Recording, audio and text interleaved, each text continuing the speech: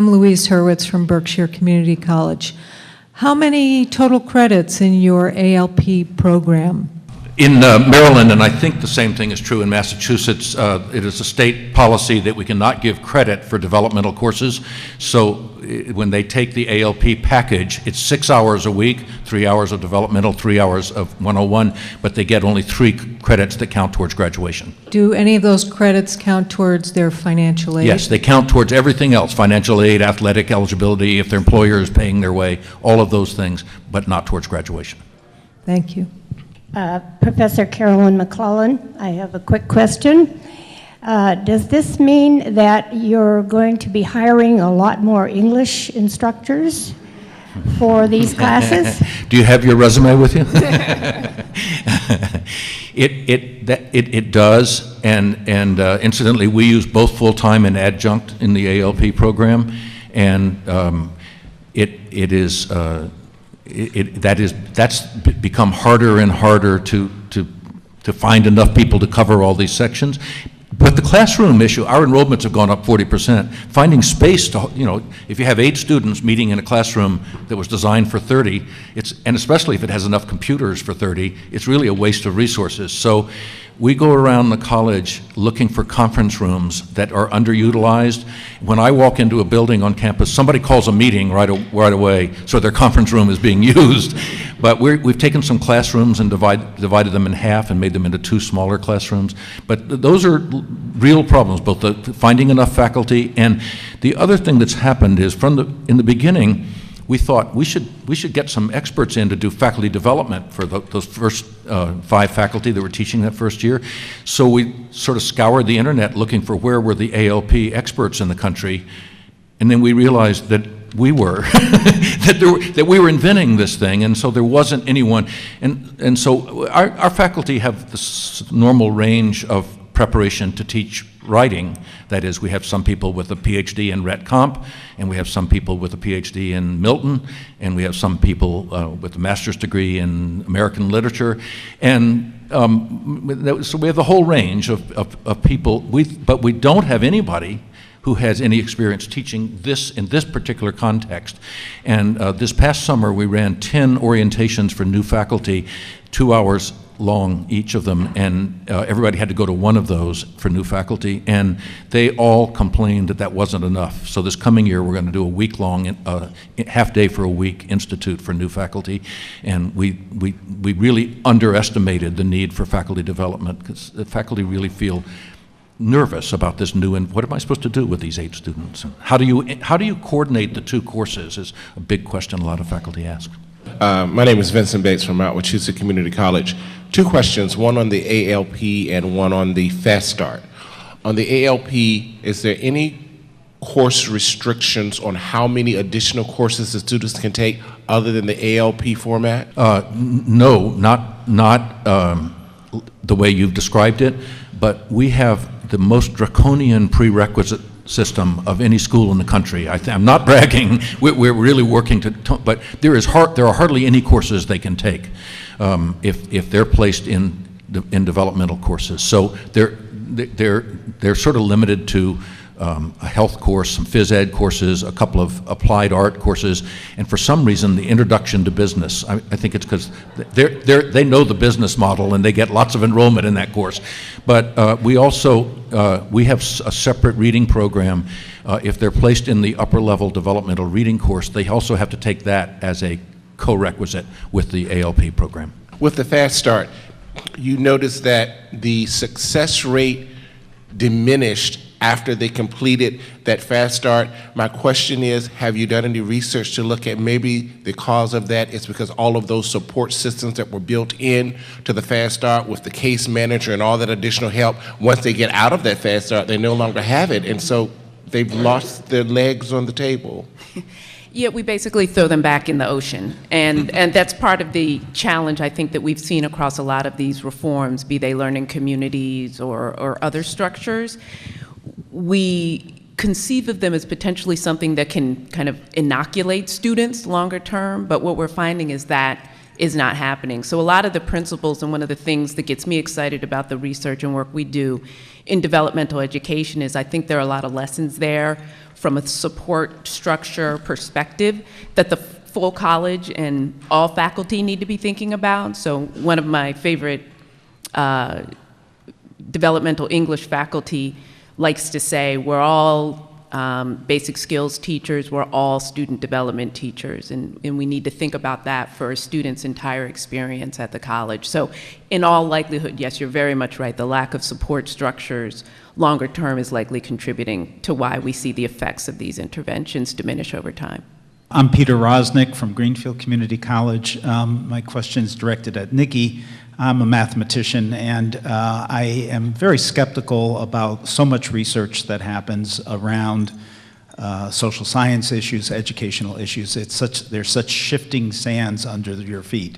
And so, for example, the question that comes to mind, if we ran a program where we had our English 052 equivalent and had 8 students per class, I mean, isn't that the control that you want to look at? And what kind of results would you have if you do a traditional model of developmental education but did it with 8 students per class? Isn't that a very significant factor? Yes, I'm skeptical too. That's why I do what I do. I think part of the challenge there is we're able, and part of why we partner with colleges like CCBC, is to the extent that we can create an experimental condition where we wanted to test the 8-student issue, we would have a section of 8 students, maybe a section of 16 students, and then maybe, we would have to create comparable sections to test if it is the small student issue that's affecting outcomes. And that's fine, and we do it, and partners of ours like MDRC does it as well.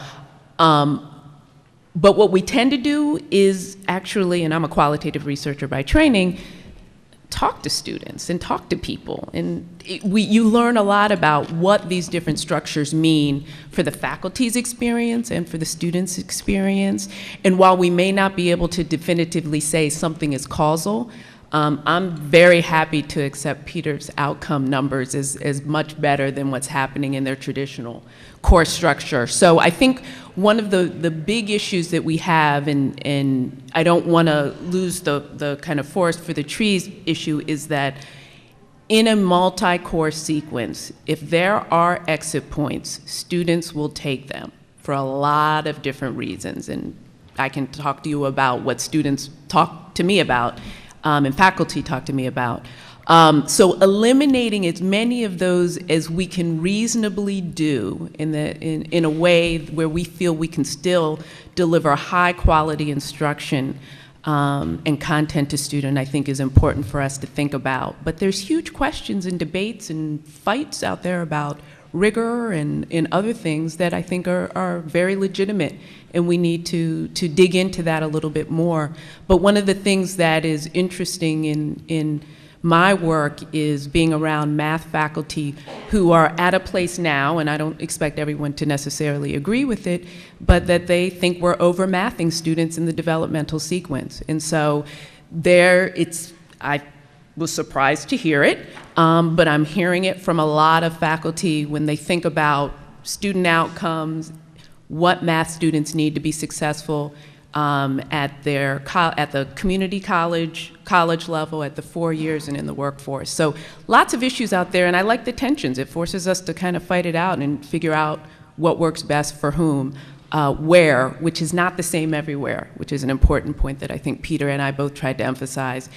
ALP as it is at CCBC may not make sense or work exactly the same way elsewhere, and we have huge execution risk on a lot of these reforms. So I think that's also something we need to pay attention to, and from my perspective, study. Hi, I'm Sarah Moon from Cape Cod Community College. I'm coordinator of learning resources and also adjunct English faculty. And I have a question for both of you along the same lines. First for Peter, have you coordinated with academic support to provide tutors for ALP students? And for Nikki, what do you feel is the role of tutorial support for developmental education students? Slightly complicated answer to that. For one thing, we do have a required student success course that our students take, And that's only been around the last year and a half. I think it's been required. Before that, it was sort of piloted. And sometimes people say, well, isn't there a lot of overlap between that course and what you do in ALP about these affective issues? Yes, and we think that's wonderful. We actually talk to each other and we steal ideas from the so we have the Student Success course that's doing a lot of help. Our tutoring in English goes on in the English department. We have a writing center, and we use it a lot, and particularly for students who are struggling with a particular concept, so we get a lot of support there.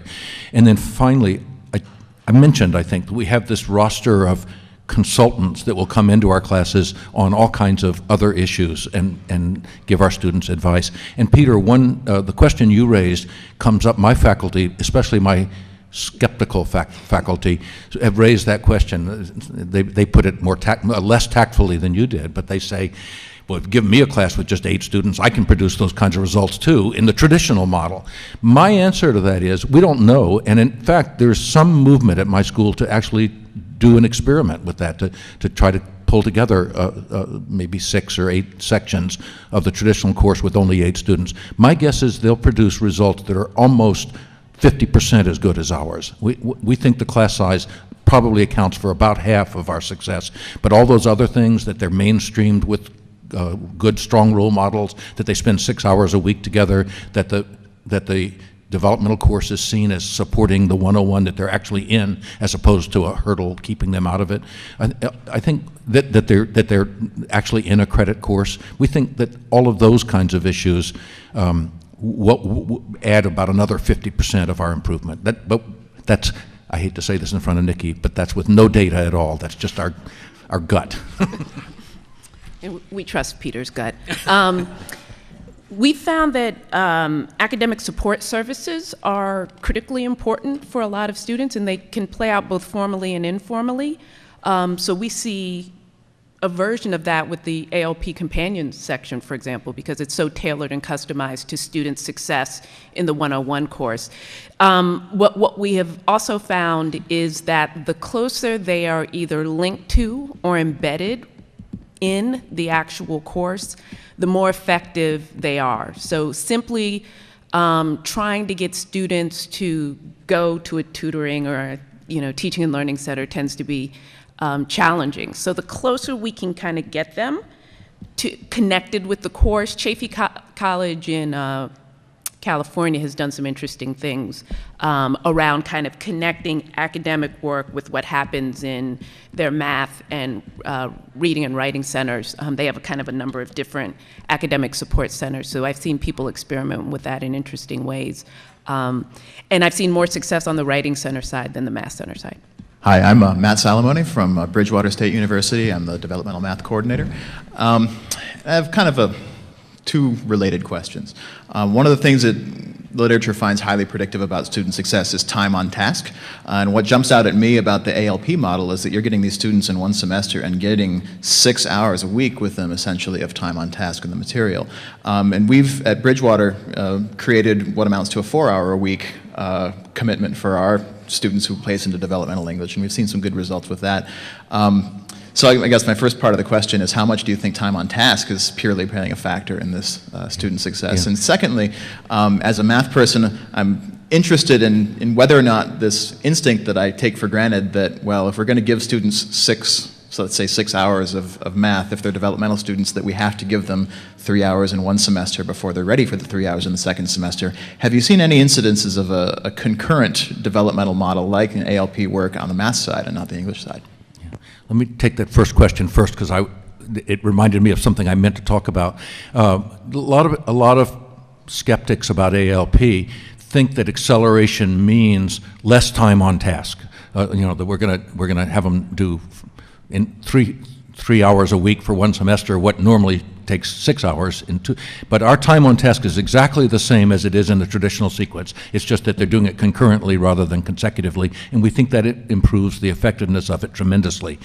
Our math program is working on, they've tried 4 different acceleration models, one of which was ALP, which they've rejected. They're down to 2 models now, and one of them is much like what you're talking about, where they're doing the upper level developmental course and I believe it's college algebra in one semester, and it's truly integrated. It's not for 7 weeks, it's one course and then the other, but in fact, they're doing the related concepts from both courses all together, and they put an awful lot of work into it, and the beginning results are looking quite positive.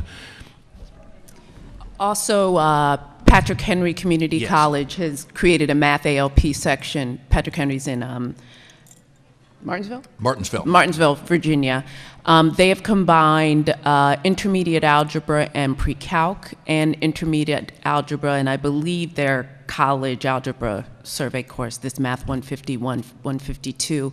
The other thing that we've seen with a lot of the alternate pathway math approaches, and actually, and Peter may be able to speak to this because there's an equivalent in the English, is, for example, on the pre-statistical pathways, providing just-in-time algebraic remediation specific to particular lessons or content. So not feeling compelled to show students, multiple representations of XYZ function 2 months ago for the expectation that you're going to use it today, but in fact providing that as a mini lesson as part of a larger lesson. So I think part of the shifting around of content and prioritizing of content is definitely a conversation that we're seeing happening.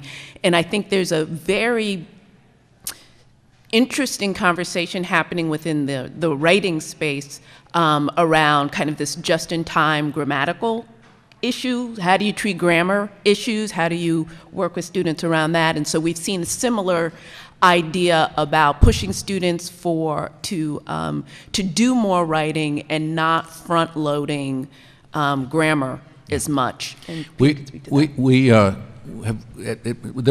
lots of things we haven't agreed on, we being the ALP faculty at my school, but one of them that we're really pretty much in agreement on now is that we're doing backwards curriculum development. That is, we decide what we're going to teach in our developmental writing courses by looking at the credit course, where the course is all about writing argumentative essays.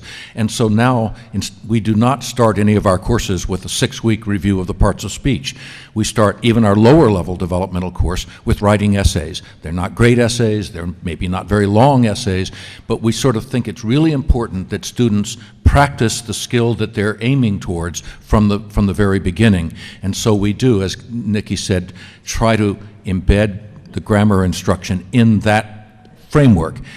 We haven't solved that problem. Our students do not finish our course error-free by a long shot. But we have agreed on one principle about it, and that is that the goal of grammar instruction is not to turn our students into grammarians, but to turn them into effective proofreaders and corrector of errors in their own writing. And so where we are now is trying to say, so how much of this grammatical terminology do they really need? Do they need to know the difference between a direct and an indirect object? Surely not in English, since we don't inflect those differently from each other. And so the more extreme of us have decided there are really only 4 grammatical concepts that students actually need to know to do most of the editing, and that is they need to know what's a subject, what's a verb, what's an independent clause, and what's a sentence. That's it, not even dependent clause. And I don't want to hog the microphone, so I won't explain why, but that's, and there are lots of us who don't agree on those 4 and think the list is a lot longer than that. But what we're mainly trying to do is, whenever we do teach some grammar, to then apply it not to exercises, but to their own writing. And so we'll frequently we do lots of short writing, and frequently we'll give the paper back and say, now, we were working on subject-verb agreement in class last week, now let's just proofread this paper for nothing but those kinds of errors. And we haven't solved the error problem yet, but we feel like we're headed in the right direction, and we hope some other people will add to that journey. And if I can just, one quick point, just qualitatively, time on task looks hugely different across classrooms. So I think part of understanding what that actually means and what we're trying to accomplish with that, in what ways we give students sustained practice or exposure to information and practice in certain skills and knowledge is something that, from a research perspective, we're trying to get out there and give people a sense of what that looks like. Hi, I'm Leo Juan Carlos from Greenfield Community College. So I'm a big fan of heterogeneous classrooms. I'm a big fan of student self-selection with strong advising. I do have a concern that if you have students who are self-selecting because they're either borderline on the AccuPlacer or they have a very high confidence level, if that then changes the nature of the regular developmental class, where you no longer have these students, a portion of the population who are going to be high performing and successful and move on to the 101 class, you have a very different kind of tracked class then. Really good question. Yep. We do not, they are self-selecting. If our little low-level cutoff is 57, they have to score 57 on AccuPlacer to make it into the upper-level developmental course. A student who scores 57 can take ALP, as well as a student who scores 89, the high end of it. And we've looked at that spread of scores, and it's actually fairly even across the whole range. And most exciting to us, I didn't do a slide on this because the data is very tentative, but it looks like if you compare the improvement in success rates of developmental students at the bottom of the scale in ALP with those in the traditional course, there's a much bigger improvement in those students than the ones at the top of the scale. That if we had to limit it to anybody, we would the lower level students seem to improve more dramatically than the upper level students. But in fact, as we grow the program, and we're now up to 80 sections a semester, we will more and more, there will only be a handful of we're never going to do away with the traditional course, but there are only going to be a handful of sections of it. So it will be the entire population. So I don't think that the problem that you correctly worry about is happening at our school, but if it were, it'll disappear in the next year or two because we're going to offer such a wide swath of students ALP. I'm Maureen O'Neill from North Shore Community College. As a dean, I have a very practical question. If your ALP students are 8 students with a faculty member after the Comp 1 time, how do you pay them? You know, we have a large number of adjunct faculty. We have day, night, weekend courses. And our cadre of full-time faculty, I can understand. I can build that into their workload for a lower number like 8. But really, from a financial point of view, we need at least 11 students in a section to pay an adjunct. So what do you do? Yeah, at our school, the number's 12, and rather than 11. And I often teach the mythology course about once every 3 or 4 years when my turn comes up. And very often when I teach it, my dean calls me up the week before classes and said, "You've only got 8 or 9 students in mythology. We're going to have to cancel it unless you're willing to teach it for 2 credits." That apparently 8 students at 2 credits is the break-even point, as well as 12 for 3 credits. I hate that bargain. I really resent it, and I always accept it because I love to teach the mythology course.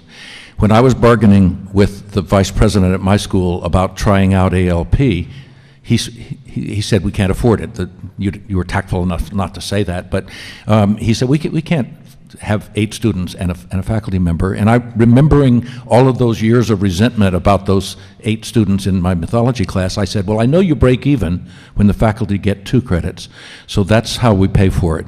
The faculty teach for 3 hours a week and get only 2 credits of compensation." The vice president bought that just like that, and then I realized now I've got to convince my colleagues that that's not exploitation. So I said, you know, it's only 8 students, a lot fewer papers to grade, it's not really a separate preparation, it's more like a workshop, and I managed to coerce 5 students that first year, 5 faculty into teaching, one of whom only did it because she owed me a favor and was most reluctant and said, I don't think this will work. At the end of the semester, we met around my dining room, that was Sandra Grady, we met around my dining room table, and I went around the table, and I said, "Everybody just say a 1 or 2 sentence statement about how the semester went." We went around, everybody was very positive, and we got to Sandra, and she beetled her eyebrows and looked fiercely the way only Sandra can do it, and said, "Peter, I told you I didn't believe in this, and you know I've been teaching here more than 30 years. And this is the best teaching experience I've ever had. This is what I went into teaching for, and that's the reason the faculty do it for 2 credits.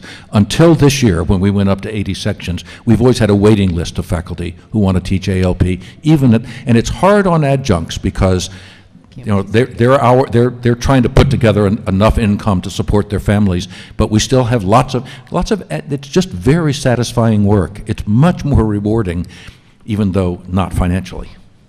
Oh, and one last thing on that. We've done a little analysis of it that shows with that price structure, it is actually cheaper per successful student to do ALP than the traditional course. It costs less because our successes are so much greater, the cost per successful student. Other schools have raised the class size a little bit, and I'm okay with that as long as it's not more than half in the 101.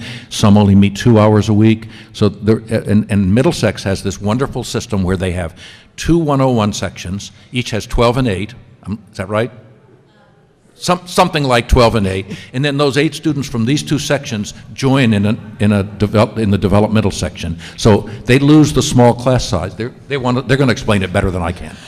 We have 6 students in a Comp 1 of 22 total that are ALP students, but the instructor teaches 2 sections of that. So the 6 students from section 1 and 6 students from section 2 come together for the additional 3 hours of support. So they meet our minimum enrollment number of 12. And the same instructor teaches all 3 sections? All 3 sections. Yeah. And so our part-time faculty told me about that, Yeah. but at that point you weren't going to have the same instructor. I'm glad you did. Yes, we've been successful with that. My question is, are either of you aware of reading instruction that's following this model at all in terms of You guys ALP? ask really good questions. All the things I didn't have time to talk about. Why don't you take that one? So within the developmental education space, there's lots of debate out there about where reading falls and how it's treated. From an acceleration standpoint, obviously it makes sense to integrate reading and writing, and as an outsider, I kind of had no idea why y'all didn't, for whatever reason, and then going to visit colleges, I've found out there are lots of reasons that have nothing to do with student learning that frequently separate reading and writing. But it's a big challenge, and I'm actually going to let Peter talk about his own negotiations around that. But there are some excellent initiatives out there that are integrating reading and writing. The Chabot model being one example, as well as initiatives out there designed to help faculty kind of think about their role as potential reading teachers, programs like Reading Apprenticeship and some other things that are out there. So there are resources out there. I don't think it's been resolved. It is still a very tumultuous, political, sometimes nasty debate. And I sympathize with both sides on it, but I'm looking at this from the student perspective, and I have a hard time understanding if we can make it make sense for students, why they can't be integrated. Nikki really nailed that answer. I agree with everything she said. I think it makes complete sense from the from the student point of view, and it's incredibly difficult in schools like mine where the reading and writing have been 2 separate departments, perhaps with even a little bit of a history of suspicion of each other, more than a little, and it's very hard to pull off. We are finally doing it. We're just trying a few pilot sections we're actually integrating our lower level developmental writing and our upper level developmental writing with our lower level reading and our upper level reading. All 4, we're compressing vertically and horizontally, and for the first time our reading and writing faculty are working together. This spring will be the first pilot of that, and we have no idea whether it's going to explode or actually blossom. We'll let you know.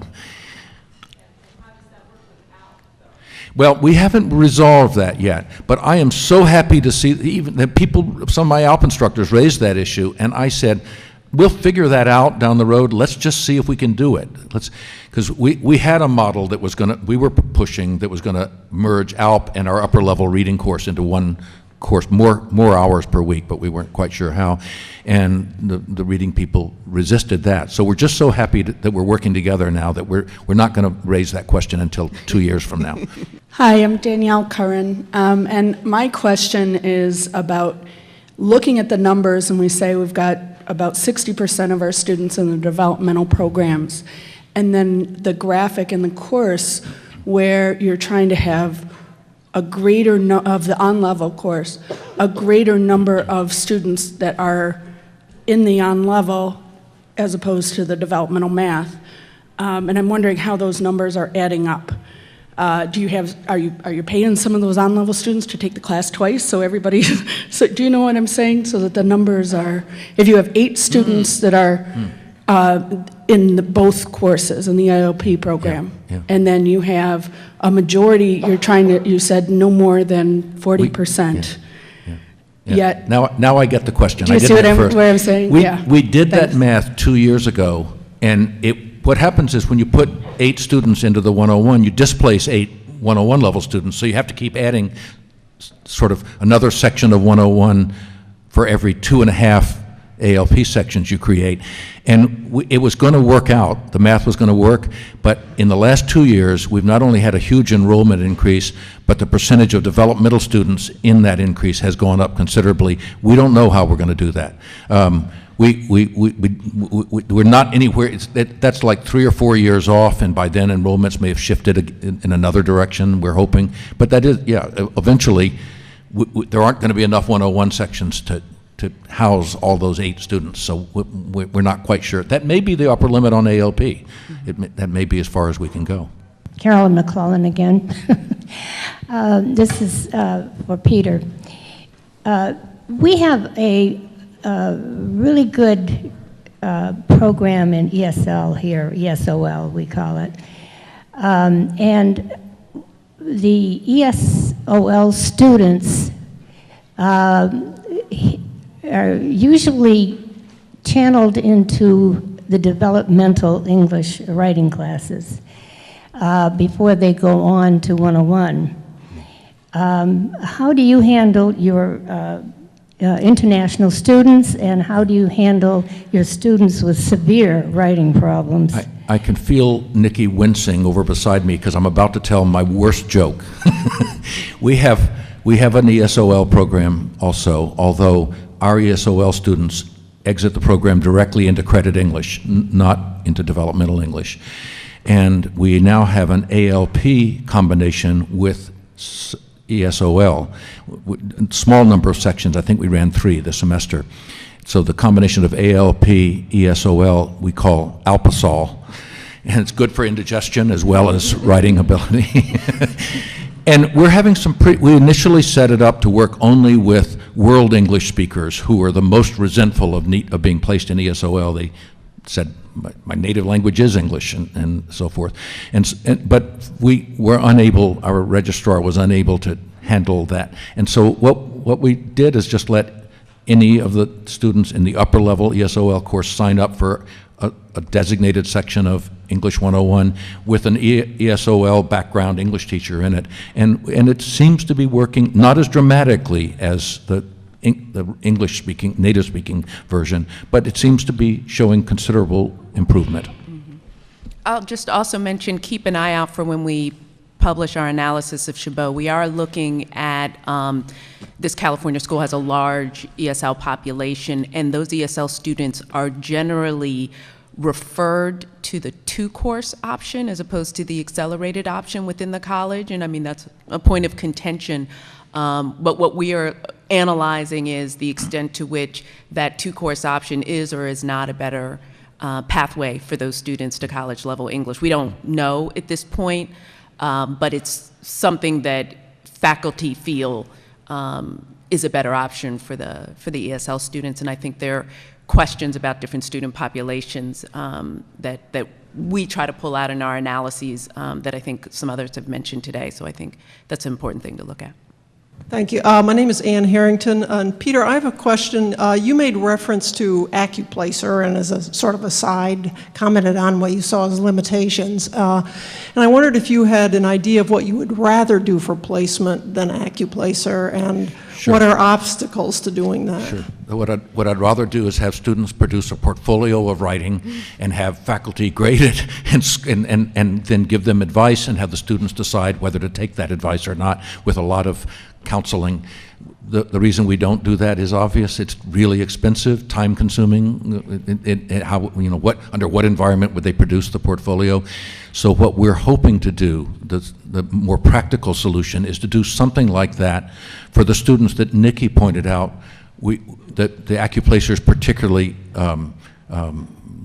inaccurate about, and that is students near the cut score. So we're trying to sort of establish a decision zone, we're calling it, 5 points above and below the cut score for 101, which for us is 89, and to say for students in that range, including the ones that would go in 101 as well as the ones that would seem to need developmental, to have them do some writing. We're not quite sure how much, but that seems affordable and manageable because it's a much, and then if that produces dramatic results, maybe we can gradually make the decision zone grow to 10% on either side, and so forth. And so that's been a twinkle in my eye for about 10 years so far. Everything else has a higher priority, but I think that would be a real big improvement, just because those students, clearly the AccuPlacer is not, if you score 88 versus 90, you know, it's not going to distinguish which, and yet it's a life-changing decision whether you get placed in credit English or. So that's our short-term solution, is that decision zone for people on 5 points on either side of the score. If I can just mention, my colleagues, Kathy Hughes and Judy Scott Clayton wrote a paper looking at the vulnerabilities of our current assessment and placement system. It's available on our website, but if you want a sense of kind of what those placements tell us or don't tell us, I would certainly recommend that. So it's Kathy Hughes and Judith Scott Clayton, and they have a paper out on assessment and placement. Hi, Erin O'Brien, UMass Boston. I think it's interesting that we kind of ended with your narrative of sort of the program and its outcomes. But the story really started with, I think, you doing something radical, and that was you asked students questions. And I'm wondering how pivotal you think that, regardless of the answers, but how pivotal was that in what you ultimately show as a successful or potentially successful program? Yeah, it's interesting. You make it sound more logical than it was. The ALP program, the narrative actually started with data, and you know, I'm an English teacher. I was never a data person, but data helped me see what the problem was, and especially that box of students who pass the course and never take the next course.